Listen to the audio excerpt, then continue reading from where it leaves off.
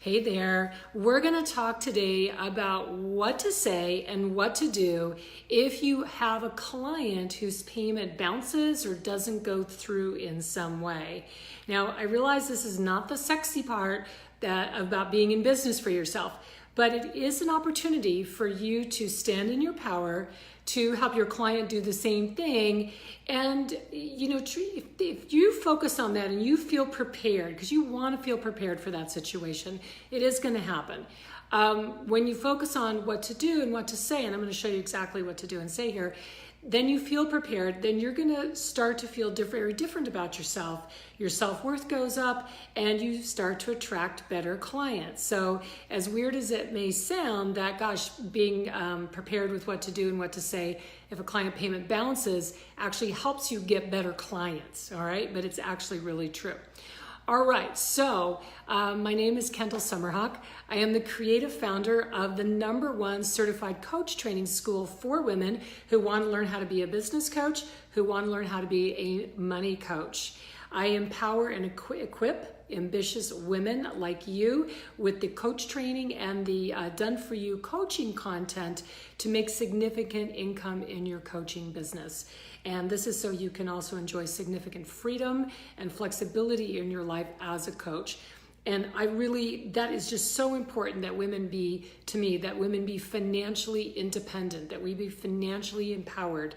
And I have found that becoming a certified business coach is the most lucrative, joyful way for you to achieve those goals.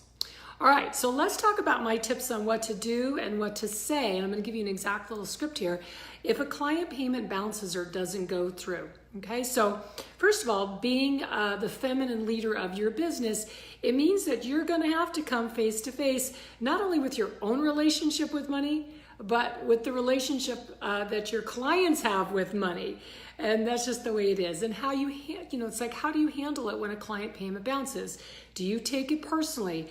Does it cause you to feel guilty? Or do you ask yourself, well, gosh, what did I do wrong? Or are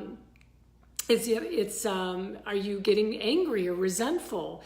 And if your client's now avoiding contact with you, which is often what happens, does it leave you unclear as to what to do next? So if that's a situation that you've experienced before or you're concerned about experiencing, whoops, sorry, rocked my little table here.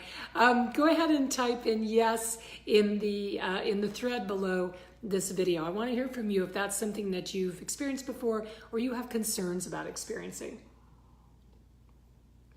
Okay, so first of all, if this happens to you, the first thing is to realize it's not personal. It's really not personal. So don't even start down that road of, oh gosh, I didn't do enough, or I'm not good enough. None of that is true, okay? None of that is true. Don't go there.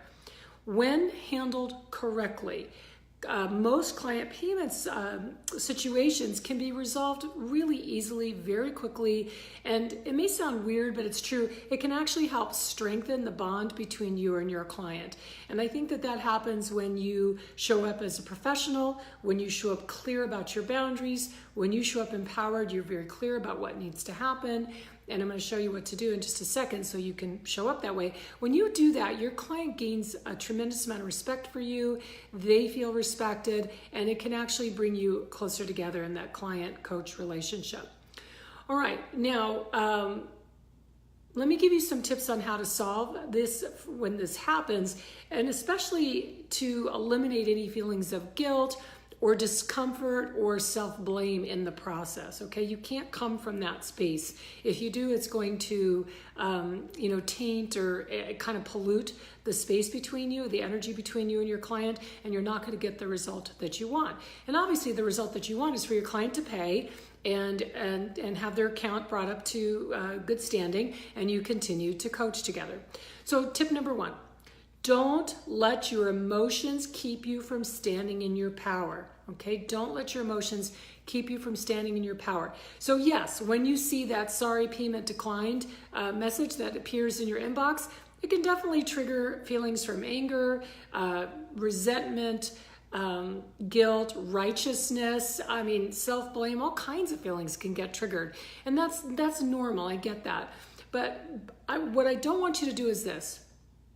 I don't want you to let those feelings hijack you from standing in your power. So what you need to do is this. First of all, understand this, it's not about you personally. It's something that's happening in your experience, but it's not about you personally.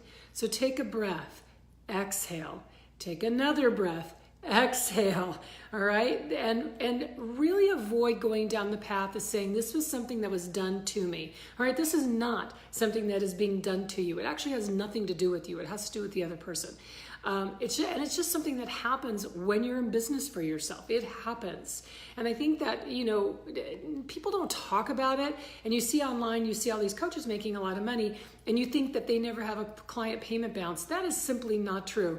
If you have, you know, once you start to get more clients on board, there's payment stuff that comes up. It's just natural. So here's what you do. First of all, what I like to do is think about my client for a moment. What is it that they may be thinking or feeling? What's the first thing that comes to mind? They're probably embarrassed. They may be feeling guilty. They may be feeling shame. And shame is actually the most common feeling that they're experiencing. And typically, if somebody's feeling shameful about their behavior, what is it they're going to do? They're going to avoid talking to you. They're going to avoid it. So you can't let them shut you out, okay? You have to take the leadership path, and you have to reach out to them. And that does not mean sending an email. Email is not an efficient, effective way to handle this situation. The best way is to get on the phone and call them, okay? Call them. Now, here's a great script that you can use, and I'm going to model it for you. And the main thing when you're using the script is you want to keep a really confident and compassionate tone of voice. So the first thing that I'm assuming is that this is just a little glitch in their banking, that it's not a big deal, okay? I mean, I had this happen recently. A couple of months ago, my credit card was hacked. It was used fraudulently, so the card was canceled. And I received a replacement card, and I'm super organized, so I have a list of all the places that card is used for recurring payments. But there was one place I didn't remember and wasn't on the list, and so the charge bounced, no big deal. And because it was a recurring payment that was like on a 3-payment cycle, it was something for very, very short term, and I hadn't put it on the list. So it bounced, no big deal. I called the person immediately. I said, I'm so sorry, you know, this is what happened with the card being used fraudulently, and let me give you the new card number. Okay, so, you know, little things like that happen. Assume the best, okay? Assume that this is not a big deal. All right, so here's the script. And again, really watch your voice tone. So you can say something like, I see, you know, hi Sue, I see that your payment didn't go through, and I'd like to talk about how we can get this taken care of. Okay, so I see that your payment didn't go through, and I'd like to talk about how we can get this taken care of. That's it. Light, cheerful, no big deal. And if you sound relaxed and confident, they're going to start to feel reassured. They're going to start to feel that it's okay. And they're going to let down their guard a little bit and be able to talk with you. So I recommend calling, leaving a voicemail. If you can't get a hold of somebody, then I would just write that same sentence in an email or a text. All right, tip number 2 is to know in advance what your limits are. This is huge. So when you discuss the situation with your client, you need to know in advance how far you're willing to flex and for how long you're willing to wait. So at the beginning of the conversation, you want to clearly indicate that you have limits, okay? So for example, you can start your conversation by asking them, you know, what happened? So tell me a little bit about what happened, and let's make a plan together to get this situation corrected. And then stop talking and let them volunteer what's happening and what their plan is. Here's the intention that you want to have in your mind. Is that you want to get a payment that day, okay? You need to get them back on track. If somebody is in some kind of financial difficulty and they're saying, I'm sorry, I just can't continue, I can't pay for this, that's not okay with me. And I have people sign a contract, and that's a whole other conversation, but and our contracts are really strong. So, but what you want to do is you want to have a good faith payment. All right, you want to have a good faith payment. It doesn't feel good for them to opt out of their coaching with you. It's not good for them. It's not good for you. And I think it's important for you not to buy into somebody's story. So what we do is we always set the intention that we're going to receive some type of a payment. And And what we're looking for here is consistency over and above the actual amount. So maybe they, excuse me, I've had people, gosh, I remember years ago, I had a woman who ran into some severe financial issues and wasn't able to keep up with her payments in the year-long coaching program she was in with us at the time. And she made good on it. She made payments of $25 per month. Actually, it was every 2 weeks. $25 every 2 weeks. She did that. I mean, she owed a fair amount of money. She did that for months. And it actually reached a point, I think it was like a year and a half into it. I looked at the balance and it was a few $100s. And I said, you know what? I am so done. I just forgave her the whole thing. And I wrote her a letter and said, thank you for honoring your agreement. I so appreciate you for that. I'm proud of you.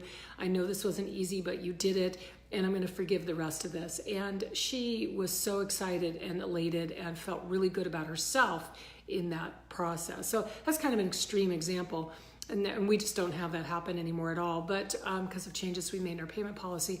But my point here is that even a small amount in good faith works really well. And you can have it every 2 weeks. That's something that we've done before that works extremely well. Now, if your client is feeling like a victim of circumstances, and they're saying, oh, all these things are happening to me, that's real language of victimization. I'm not going to go there with them. Things don't happen to people. Things happen, and how you show up with things happening is how you show up, okay? It's not that things happen to people. So if they're really insistent that they can't make a commitment, then it's time to stand firm. And you can creatively brainstorm with them ways that they can find the money. The belief that I hold, number one, where there's a will, there's a way. Number two, I believe in honoring our agreements. Number three, if their life depended on it, they'd find a way. Absolutely. I know that's true. So I'm pretty tough on this. I know I sound soft on it, but I'm pretty tough on this because I am somebody who will always honor her agreements, right? So definitely do not let, do not let guilt trick you into continuing to coaching someone who isn't paying. So let's talk about that really quickly here because I get asked this a lot. People in our certified coach training program, people say, well, Kendall, if somebody stops paying, do you still coach them? Well, the answer is no, of course not. I'm not a charity, I'm a business. So my policy is as long as someone is making good faith payments of a reasonable amount that they're, like they say, wow, can I extend this from 3 months to 4 months? Sure. I mean, we're going to do that for somebody. So as long as somebody's in good faith with this, they can stay in our programs. We also, one of the things that we've done that I'm not going to get into in this video today, I'll do it in another one, is I really love pay in fulls. When you have somebody who's paid in full, they're fully committed, and a lot of these issues just go away. So pay in full is a really cool thing. So we made some changes to our business a few years ago to encourage pay in fulls. And as a result, we have 65% and more of the people who come into our program do a pay in full or it's a slightly modified pay in full. So they're basically paid in full either on the spot or within 30 days. It works brilliantly. So I would encourage you to look at that as well. All right, last tip here is that, so you don't take it personally, you know what your limits are, you're not gonna keep coaching somebody, and it's tough. And I've gotten caught, I'll just share this with you really quickly. I remember years ago when I was new in my business, I got hooked into somebody who was a very, very powerful personality, but she had a lot of victimization, a lot of things happening to her. And she said, if we can continue coaching, then I know I can make the money. And I'm such a helping person. I love helping people. It's just what just really rocks my world. So she got me, she hooked me. And I said, okay. And she didn't make a payment, and I helped her, and she didn't make a payment, and I helped her, and she didn't make a payment. And I ended up coaching her. This is embarrassing, but I ended up coaching her, I think like 2 months without any payment. And then guess what happened? She stopped paying and she went away altogether. That's on me. So I've learned to say, I'm really sorry, we have to suspend the coaching here. And when you're able to come back and bring your account balance to current, then we can start up coaching again. Okay. All right. Last tip is you have to stand strong. Your client is looking to you as a leader in this situation. They may not say that, but that's what they're wanting. We're coaches, for crying out loud. We are leaders. Women as coaches are leaders. We are beautiful exemplars of how to stand in our power with femininity and with grace, but there's still the word power in there, right? So I'm willing because of that to press my clients to go find the money, because I've had to do that and I know they can do it. All right, and they also know that if they have someone like you standing behind them, championing them, really supporting them, saying, you can do this. This is temporary, and I know you are resourceful, and I'm going to hold you as resourceful to this, and there's no way I'm going to let you just quit on yourself in this way. I've said that so many times.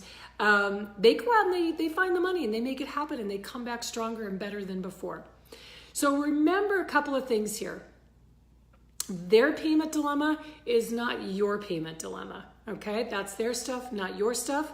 Remember that by standing in your power as a leader, you help your clients stand in their power as well, even if initially they didn't feel that they could. And remember also that I believe that while client payment issues are not personal, they're not personal about you, they are an opportunity to grow your feminine leadership skills and your confidence, and to grow who you're working with. When you aim too low, if you aim too low, you're going to have clients who have constant money problems. We aim high with our clients. We want women of integrity. We want women who honor their word. We want women who value and respect me as a certified coach trainer, and who value and respect themselves. And so that's who we want and who we attract in our world. And that's why we just have a very, very, very tiny percentage of these issues anymore. Whereas it used to take anybody and everybody, and we would have a lot more problems. Okay, so that's another opportunity here, is for you to look at who you're coaching. All right, if you loved these tips and you found them valuable and you want more money coaching with me, I encourage you and invite you to hop on over to a very special page we have, which is called moneycoachingwithkendall.com. And we'll put the URL for that in the thread below as well. So it's moneycoachingwithkendall.com. Hop on over there, and I will see you in our next video training. Mwah. My love and brilliance to you. Bye-bye.